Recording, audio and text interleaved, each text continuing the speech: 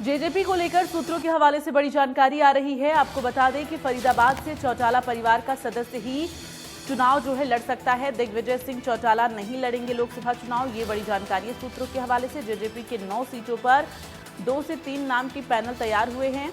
Mahendragarh Bhiwani seat से राव बहादुर सिंह के नाम का ऐलान है, तो ऐसे में सूत्रों के हवाले से आपको ये बड़ी जानकारी दे रहे हैं।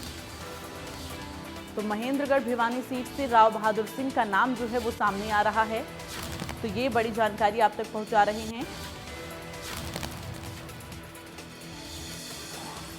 जेजेपी को लेकर सूत्रों के हवाले से ये बड़ी जानकारी मिल रही है। आपको बता दें, लोकसभा चुनाव के मद्देनजर ये बड़ी जानकारी, फरीदाबाद से चौटाला परिवार का सदस्य ही चुनाव लड़ सकता है।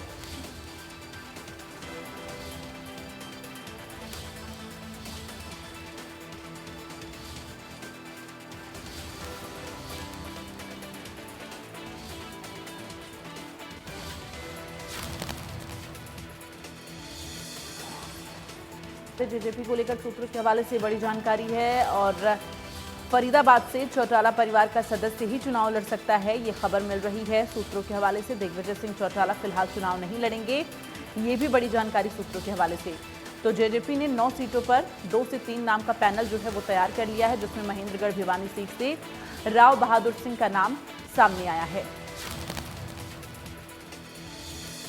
तो आपको बता दें, लोकसभा चुनाव के मद्देनजर लगातार जेजेपी जो है तमाम बैठकें कर रही है। प्रत्याशियों के नाम को फाइनल करने की कोशिश जो है वो बैठक के जरिए की जा रही है और तमाम जो है रणनीतियां बनाई जा रही है। लेकिन इन सब के बीच आपको बता दें कि फरीदाबाद से चौटाला परिवार का ही सदस्य चुनाव लड़ेगा, ये जानकारी मिल रही है।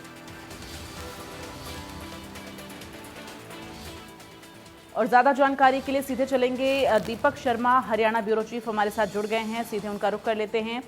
दीपक, क्या जानकारी है जो सूत्रों के हवाले से भी ये जानकारी मिल पा रही है कि फरीदाबाद से चौटाला परिवार का ही कोई सदस्य चुनाव लड़ सकता है? क्या अभी इसको लेकर कंफर्मेशन आ चुकी है सामने? क्योंकि पार्टी के स्तर पर जो है विचार अभी किया गया है। सभी 9 लोकसभा इसलिए कह रहे हैं कि एक लोकसभा भिवानी महेंद्रगढ़ में जेजेपी अपने उम्मीदवार के नाम का ऐलान कर चुकी है। राव बहादुर सिंह को वहां से उम्मीदवार बनाया गया है भिवानी महेंद्रगढ़ से। लेकिन बाकी की 9 लोकसभा पर अभी जननायक जनता पार्टी विचार कर रही है और हालांकि पूरी लिस्ट तो कांग्रेस की लिस्ट आने के बाद ही ऐलान किया जाएगा, क्योंकि कुछ अन्य ऐसे नेता हैं जो कि जेजेपी को संभावना है वो कांग्रेस छोड़ करके जेजेपी में आ सकते हैं। ऐसी जेजेपी को संभावना है, तो उम्मीदों के चलते फिलहाल जेजेपी अभी विचार कर रही है अपने समीकरणों पर। लेकिन दूसरी तरफ अगर बात की जाए, जिन 9 लोकसभाओं पर विचार किया जा रहा है उनमें से फरीदाबाद इसलिए अहम मानी जा रही है कि जननायक जनता पार्टी के जो नेता हैं अजय चौटाला, उनके परिवार का कोई सदस्य जो है कोई ना कोई सदस्य, संभवतः नैना चौटाला की बात कही जा रही है, वो फरीदाबाद लोकसभा से चुनाव लड़ सकती हैं। हालांकि जननायक जनता पार्टी की तरफ से अजय चौटाला ने यह भी स्पष्ट किया था कि चौटाला परिवार से एक ही सदस्य चुनाव लड़ेगा, अजय चौटाला के परिवार से। और हालांकि कहां से उनका कहना कि विचार किया जा रहा है, लेकिन अब उनको फरीदाबाद से उतारने पर विचार किया जा रहा है। यह इसलिए भी अहम है कि अब तक अजय सिंह चौटाला का परिवार या तो हिसार या भिवानी महेंद्रगढ़ पे फोकस करते रहते थे। ये चर्चा रहती थी कि वो हिसार और भिवानी महेंद्रगढ़ है, लेकिन वहां से अलग एक अन्य लोकसभा फरीदाबाद से इस बार चुनाव लड़ने को लेकर के जेजेपी तैयारी कर रही है कि चौटाला परिवार का एक ही सदस्य चुनाव लड़ेगा और वो भी फरीदाबाद से चुनाव लड़ेंगे। जी बिल्कुल दीपक, अगर हम महेंद्रगढ़ भिवानी ये सीट की बात करें तो राव बहादुर सिंह का जो नाम सामने आ रहा है, क्या इसको लेकर कंफर्मेशन आ चुकी है? महेंद्रगढ़ की बात करते राव बहादुर सिंह को लेकर के हालांकि पार्टी की तरफ से औपचारिक पत्र का ऐलान नहीं किया है, लेकिन अजय चौटाला जो कि भिवानी महेंद्रगढ़ के एक कार्यक्रम में गए थे, जेजेपी के संस्थापक अध्यक्ष हैं, उन्होंने वहां पर ऐलान किया था कि राव बहादुर सिंह को वहां से उम्मीदवार बनाया गया है। राव बहादुर सिंह ही यहाँ से चुनाव लड़ेंगे, क्योंकि वो ऐलान इस बात का कर चुके हैं। हालांकि लिस्ट में अभी नाम आना बाकी है, लेकिन क्योंकि ऐलान किया जा चुका है और अजय चौटाला ही पार्टी के, जननायक जनता पार्टी के सुप्रीमो कहें या संस्थापक सदस्य कहें, तो वह हैं। और ऐसे में उनके द्वारा जो ऐलान किया गया है, ये तय है कि भिवानी महेंद्रगढ़ से वही उम्मीदवार हैं, राव बहादुर सिंह। ठीक, बिल्कुल। और ऐसे भी जेजेपी अब जिस तरह से तमाम बैठकें कर रही है दीपक, किस तरह की रणनीति जो है इस लोकसभा चुनाव के मद्देनजर जेजेपी ने बनाया है, क्या खाका रहने वाला है, किस आधार पर जो है ये चुनाव जेजेपी लड़ेगी, क्या कुछ रणनीति बनाई गई है?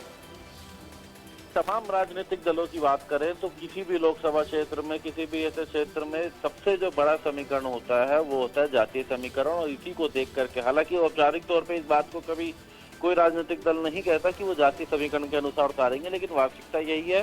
चाहे राव बहादुर सिंह की बात करें तो उन्हें भिवानी महेंद्रगढ़ से उतारा जाना अहिरवाल के क्षेत्र का ध्यान में रख के किया गया है। इसी तरीके से तमाम समीकरणों को देखते हुए जननायक जनता पार्टी के द्वारा ये लिस्ट तैयार की जा रही है।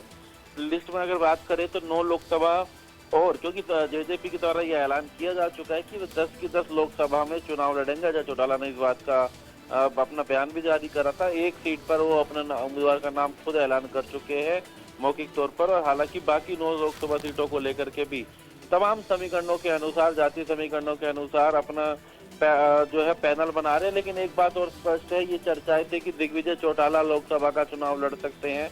उसको लेकर के भी बताना चाहेंगे कि दिग्विजय चौटाला लोकसभा का चुनाव नहीं लड़ेंगे। लोकसभा चुनाव में दिग्विजय चौटाला को उम्मीदवार नहीं बनाया जाएगा, क्योंकि दिग्विजय खुद आने वाले समय में विधानसभा का चुनाव लड़ना चाहते हैं। जी दीपक, तमाम जानकारियां दर्शकों तक पहुंचाने के लिए बहुत बहुत धन्यवाद आपका, और अपनी नजर बनाकर रखिएगा।